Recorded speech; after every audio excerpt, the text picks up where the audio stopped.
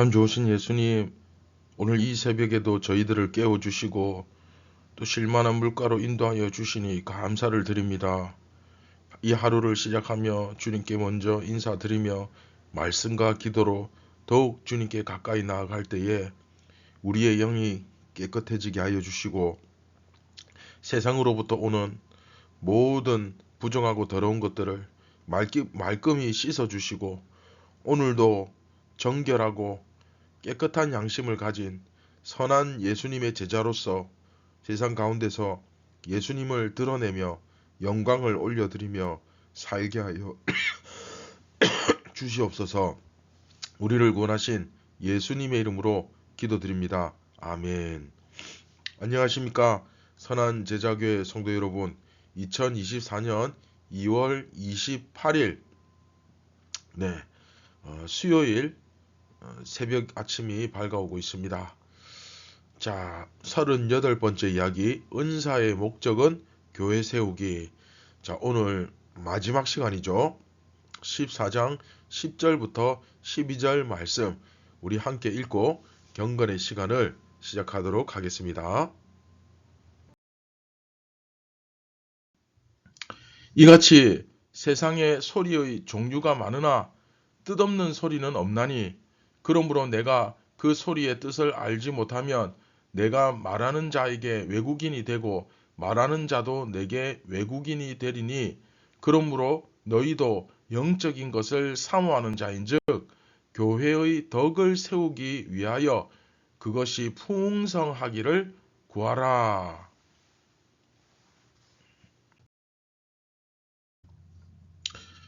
네, 지난 시간 무려 12절에 걸쳐서 굉장히 길게 이 내용을 쓰고 있다고 말씀드렸지만 사실 한마디로 말하면 무슨 내용입니까?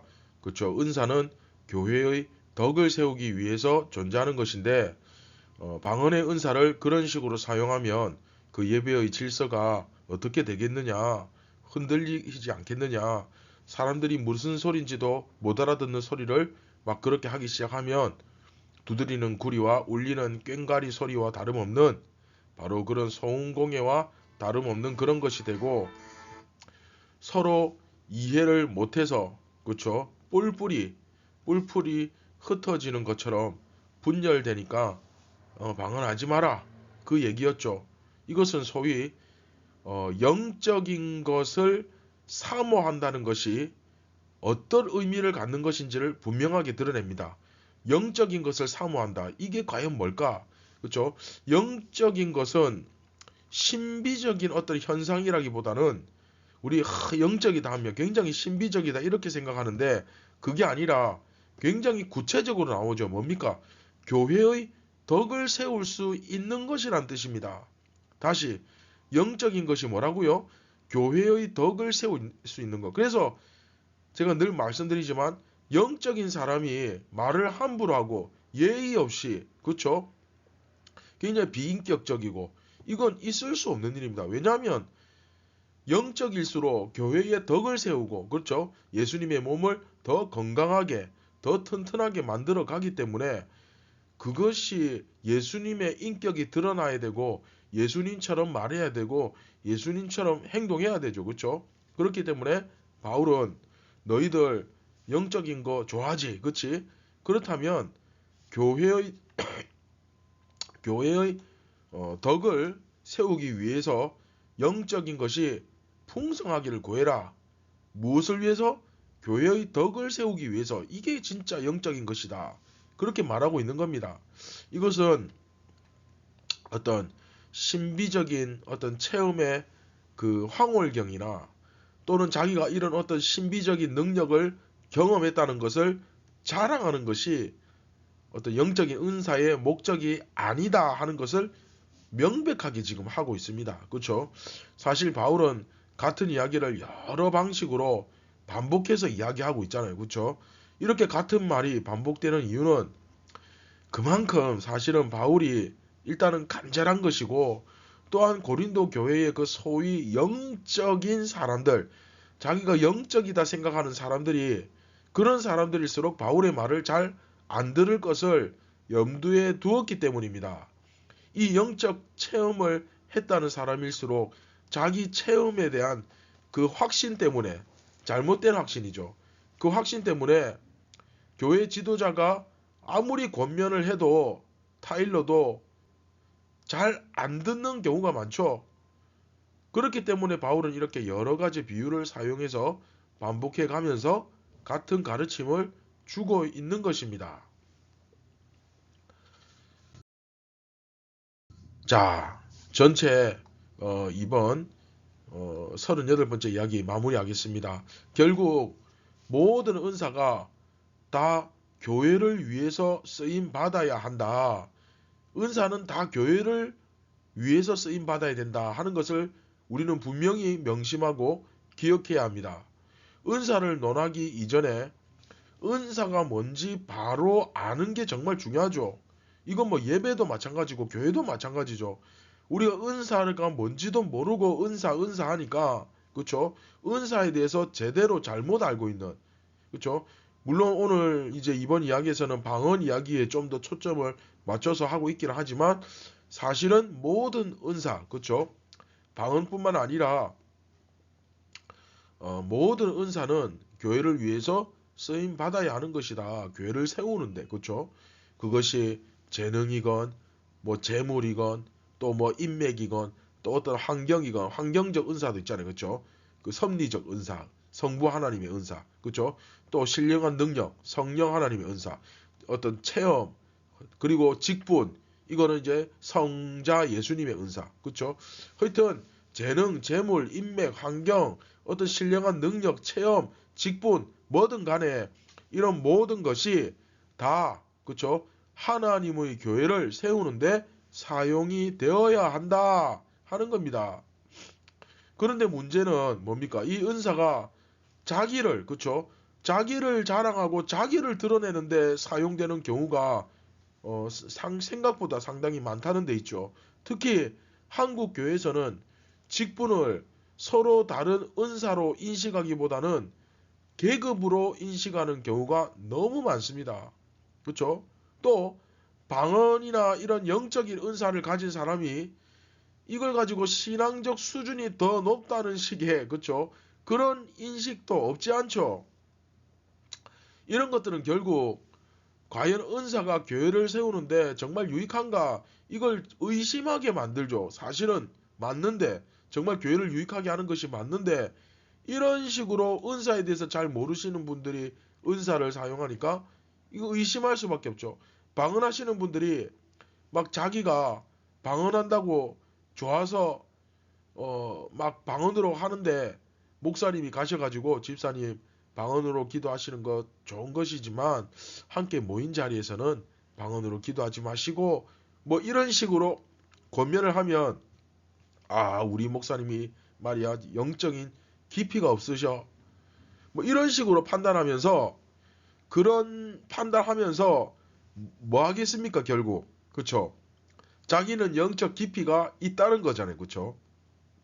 나는 영적 깊이가 있고 주님은 나를 사랑하시고 너무나 사랑하시고 주님께서 나에게 특별한 체험을 주시고 막 이런 식으로 자기를 높이고 있단 말이죠. 그런데 사용하는 일이 벌어지면 안 된다는 거예요.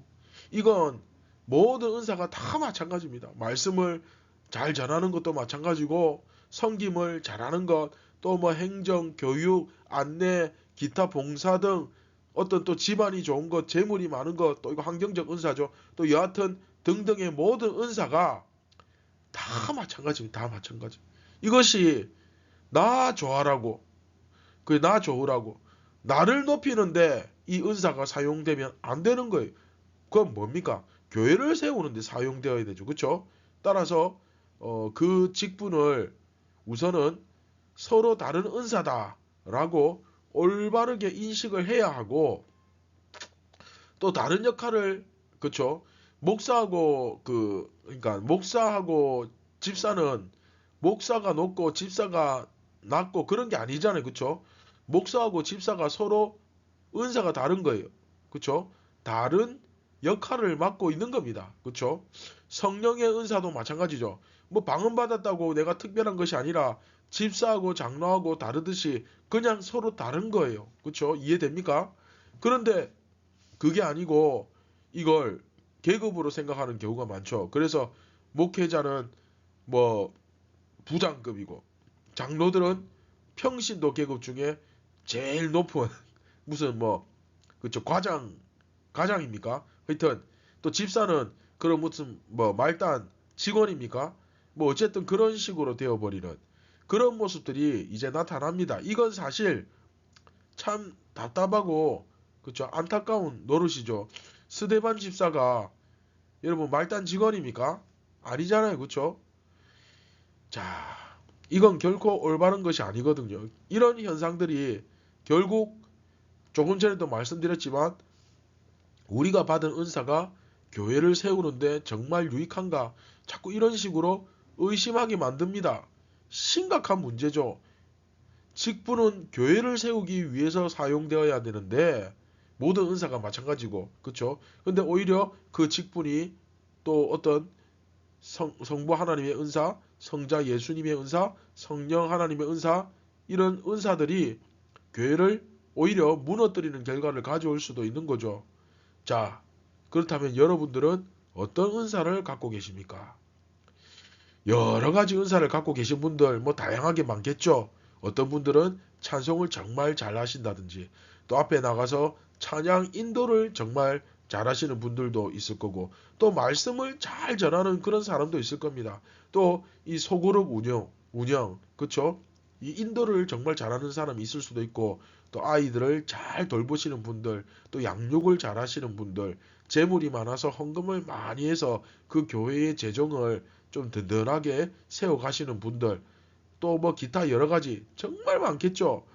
정말 많은 은사들이 있을 수 있는데 나에게 그 은사들 중 하나가 있는데 그것을 나를 높이는 데 사용하고 있는가 아니면 이 교회를 바르게 건강하게 세우는데 사용하고 있는가를 반드시 점검해야만 합니다. 교회를 세우기 위해서 그것을 쓴다면 최선을 다해서 그것을 발휘해야 됩니다. 그런데 만약에 내가 가진 은사가 오히려 교회를 무너뜨리거나 교회에 나쁜 영향력을 끼치고 뭐 그렇게 한다면 분명히 그건 그쳐야 됩니다. 그렇죠? 오늘 본문도 그 얘기하고 있는 거잖아요. 방언을 하시는 분들이 영적인 깊은 체험을 하게 되어 너무 좋은데 그 방언으로 인해서 다른 사람들이 힘들어하면 그 방언을 그 자리에서 하지 않는 것이 맞고 말씀을 내가 정말 잘 전하지만 내가 정말 말씀을 전할 자리가 아닌 곳에서는 말씀을 전하지 않는 것이 맞고 또 내가 정말 뭐 행정 같은 것을 끝내주게 잘하지만 내가 그 자리에 나서서는 안 될 상황인 것 같으면 내가 거기서 멈추는 게 맞습니다. 네, 그게 바로 지혜거든요. 지혜. 바울은 지금 그걸 말하고 있는데 우리는 끊임없이 나를 드러내고 내가 인정받고 내 힘을 나타내 보이고 싶은 그런 욕망 때문에 오히려 교회를 힘들게 하는 경우가 있다는 것을 우리가 정말 솔직하게 바라보아야 됩니다. 우리들에게는 그런 모습이 없었으면 좋겠고 또 기도하시면서 내가 혹시라도 그렇게 해오지 않았는지 지혜가 부족하진 않았는지 반성하고 돌아보는 그런 시간을 가지시고 또 내게 주신 은사를 적재적소에 가장 잘 활용할 수 있도록 함께 또 우리가 기도하는 시간도 가졌으면 좋겠습니다. 네, 다 함께 말씀을 기억하시면서 같이 기도하겠습니다. 참 좋으신 예수님, 우리가 성경 말씀을 통해서 예수님께서 우리에게 주신 좋은 것들, 이 교회와 은사와 또 다양한 직분들, 또 우리에게 주신 이런 귀한 선물로 주신 믿음과 신앙에 대해서 우리가 예배에 대해서 뭐든지 좀 제대로 바로 알고 그리고 이 교회를 건강하게 세우는데 우리의 은사와 강점들이 효과적으로 의미 있게 사용되게 하여 주시옵소서. 오늘도 저희가 바로 알고 그 바로 아는 그 뜻 위에 우리 자신을 똑바로 세우고 바르게 살아가기를 원합니다. 성령님, 저희들을 쳐서 말씀에 복종하게 하시고 기쁨으로 따라가게 도와주시옵소서. 우리를 구원하신 예수님의 이름으로 기도드립니다. 아멘. 사랑하는 제자교회 성도 여러분, 오늘도 우리 자신의 육신의 욕망을 따라서 살아가는 것이 아니라 예수 그리스도를 따라서 성령의 소욕을 좇아서 오늘도 즐겁게 기쁨으로 좁은 길, 십자가의 길, 예수님처럼 사는 길을 당당하게 걸어가시길 바랍니다. 우리의 끝, 우리의 마지막을 생각하면서. 그렇죠? 감사합니다.